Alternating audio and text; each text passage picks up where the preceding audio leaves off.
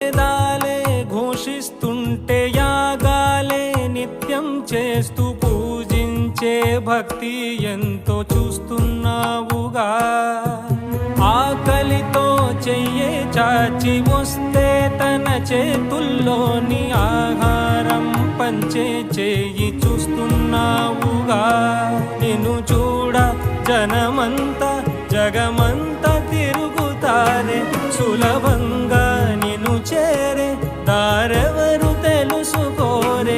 అలంకారం అసలు లేని అహంకారం అన్నది లేని ఏ కళ్ళ కపటం కానరాని మనసుల్లో నువ్వే కలిసా నిన్నే నిన్నే మరిచ